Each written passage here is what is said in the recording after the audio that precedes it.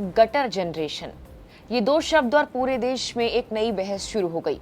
भाजपा सांसद और बॉलीवुड अभिनेत्री कंगना रनौत ने कॉकरोच जनता पार्टी से जुड़े जेन-ज़ी प्रदर्शनकारियों पर ऐसा हमला बोला कि सोशल मीडिया से लेकर राजनीति तक हर जगह बवाल मच गया। विपक्ष ने कंगना को घेरा, कॉकरोच जनता पार्टी के नेताओं ने पलटवार किया और इंटरनेट पर उनके खिलाफ हजारों पोस्ट वायरल होने लगे। लेकिन इस विवाद के बीच अचानक लोगों ने कंगना के पुराने बयान निकालने शुरू कर दिए।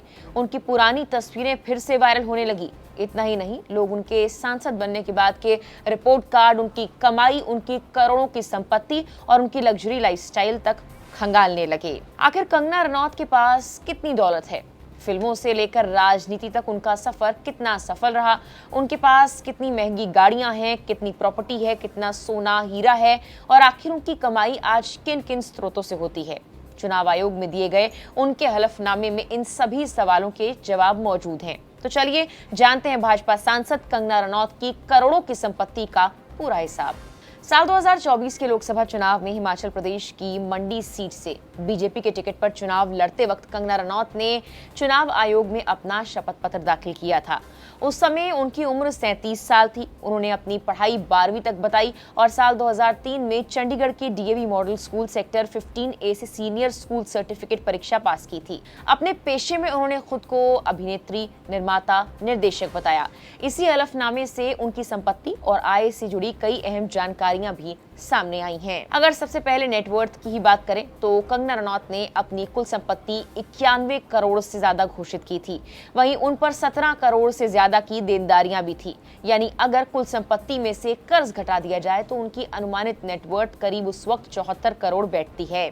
अब बात करते हैं उनकी चल संपत्ति यानी मूवेबल एसेट्स की। उनकी कुल कीमत करीब 28 करोड़ 73 लाख बताई गई थी। अलग अलग बैंकों में उनके 1 करोड़ 33 लाख से ज्यादा जमा थे। ये रकम IDBI bank, bank of Baroda, HSBC, standard chartered और आईसीआईसीआई बैंक के खातों में रखी गई थी। कंगना सिर्फ फिल्मों से कमाई नहीं करती, बल्कि उन्होंने अपने हलफनामे में कहा था कि अपने बिजनेस में उन्होंने एक बड़ा इन्वेस्टमेंट किया हुआ है। उनके पास मणिकर्णिका फिल्म्स प्राइवेट लिमिटेड और मणिकर्णिका स्पेस एलएलपी में हिस्सेदारी है, जिसकी कीमत 1 करोड़ 21 लाख से ज्यादा बताई गई। यानी एक्टिंग के साथ साथ प्रोडक्शन और बिजनेस भी उनकी कमाई का बड़ा जरिया है। अब नजर डालते हैं उनके लग्जरी कार कलेक्शन पर। चुनावी हलफनामे के मुताबिक कंगना के पास उस वक्त BMW 730LD, Mercedes Benz GLE, Mercedes Maybach GLS 600 जैसी महंगी गाड़ियां हैं।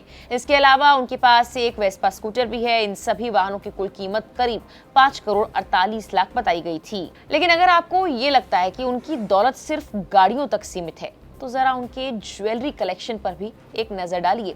कंगना के पास 6.5 किलोग्राम से ज्यादा का सोना है, जिसकी कीमत करीब 5 करोड़ बताई गई थी। इसके अलावा 60 किलोग्राम चांदी, जिसकी कीमत उस वक्त लगभग 50 लाख बताई गई थी। वहीं करीब 3 करोड़ के हीरे भी उनके पास है। ये इस हलफनामे में बताया गया था। यानी सिर्फ गहनों की कुल कीमत ही करीब 8 करोड़ 50 लाख रुपए से ज्यादा है।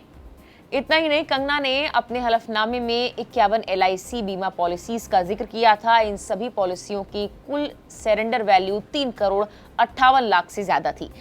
इसके अलावा उन्होंने अलग अलग लोगों और संस्थाओं को 8 करोड़ से ज्यादा के निजी लोन भी दिए हुए थे। इनमें सबसे बड़ा लोन करीब 5 करोड़ 10 लाख का था, जो उन्होंने अपनी बहन रंगोली रनौत को दिया था। अब बात करते हैं उनकी अचल संपत्ति यानी रियल एस्टेट की। इसकी कुल कीमत 62 करोड़ 92 लाख से ज्यादा बताई गई थी। मुंबई की बांद्रा वेस्ट में उनका करीब उस वक्त 23 करोड़ का एक रो हाउस था। हिमाचल प्रदेश के मनाली में करीब 15 करोड़ की उनकी आलीशान रिहायशी प्रॉपर्टी है, इसका जिक्र था। इसके अलावा चंडीगढ़ के पास जीरकपुर में उनके 4 कमर्शियल यूनिट्स भी हैं, जिनकी कीमत करोड़ों में बताई जाती है।